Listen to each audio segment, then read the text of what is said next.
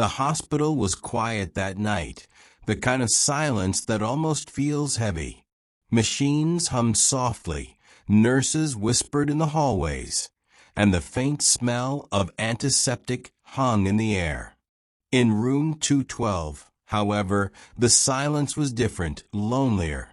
There lay an old man, Mr. Howard Miller, his frail frame almost swallowed by the white sheets.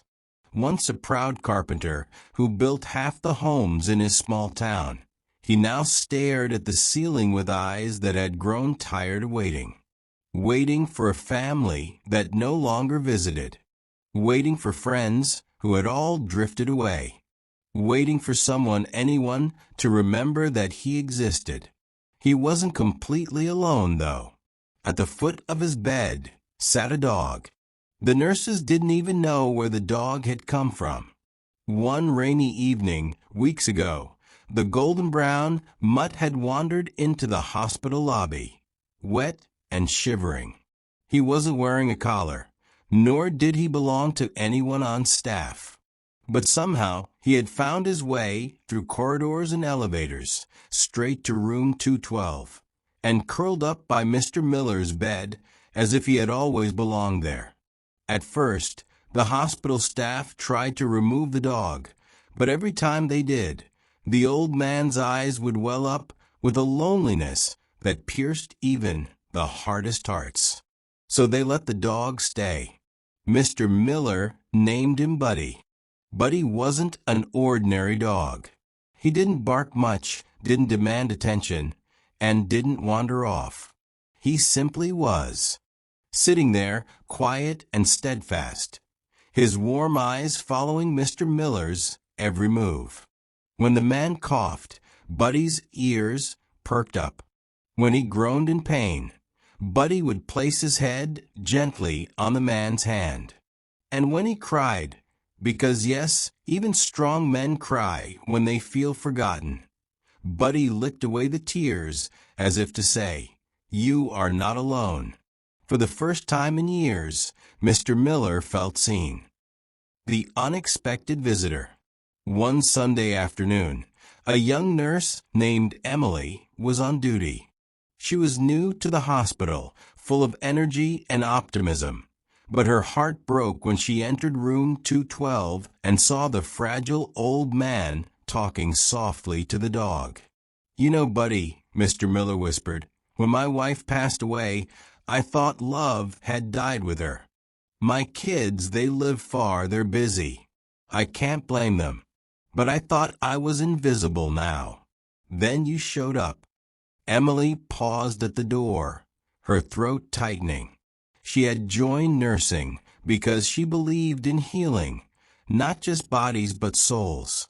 And here, in front of her, was living proof that sometimes healing came in the form of a four-legged friend.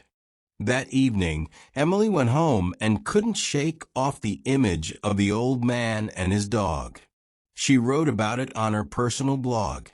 "Today, I witnessed love that needed no words. A stray dog found his way to a man who thought he was forgotten. And in that silent companionship, I saw more humanity than in all the noise of the world outside." The post went viral. Thousands of people shared it, many commenting how they too had been touched by a dog's silent love. A town remembers. A week later, strangers began showing up at the hospital. They brought flowers, cards, and sometimes just a smile. "We read about you," one woman told Mr. Miller, placing a bouquet on his nightstand. "You're not forgotten." The old man's eyes filled with tears. He didn't know what to say, but Buddy wagged his tail happily, as if he knew he had opened a door to a world that had once turned away. Soon, people in town began recalling Mr. Miller's past. The carpenter who had built porches where families gathered, tables where children ate their meals, cribs where babies slept. He had built their memories. And now, through Buddy, those memories came rushing back. Children drew pictures of Buddy and mailed them to the hospital. High school students volunteered to sit with him and listen to his stories. And for the first time in a long time, laughter filled room 212. The night of the storm. But life has its way of testing bonds. One stormy night, lightning cracked across the sky, and rain lashed against the hospital windows. Mr. Miller's condition worsened. His breathing grew shallow, and alarms beeped frantically. Nurses rushed in, doctors whispered urgent words, and amidst the chaos, Buddy was pushed out into the hallway. He whimpered, scratching at the door, refusing to leave. Nurses tried to pull him away, but he resisted, his paws scraping the linoleum floor, his eyes never leaving the door to room 212. Inside, Mr. Miller was fighting for every breath. Tubes, machines, and frantic hands tried to hold on to him. But his gaze wasn't on the doctors, it was on the door. "Buddy," he croaked softly. "Where's Buddy?" The nurses, moved beyond protocol, finally opened the door. The moment Buddy entered, the old man's trembling hand lifted weakly. Buddy rushed to his side, pressing his head against his palm. And just like that, Mr. Miller smiled. A weak, tired smile, but real. "There you are, boy," he whispered. "I'm not afraid anymore." That night, the storm passed. And so did Howard Miller, peacefully, his last moment spent with the only friend who had never left him. A dog's silent gift. The hospital staff wept that night, but Buddy didn't cry. He simply lay beside the bed, guarding his master's memory. For days, he refused to leave room 212, waiting, as if his friend might return. But word spread quickly. Newspapers picked up the story. The dog who proved that love needs no words. Across the nation, people were touched. Letters poured in, donations were made to animal shelters, and countless stray dogs found homes because people suddenly remembered that love can be silent, pure, and unconditional. As for Buddy, he was not left behind. Nurse Emily took him home, but she often brought him back to the hospital, where he became a therapy dog. Patients smiled when Buddy walked in, his gentle eyes reminding them that they were never truly alone.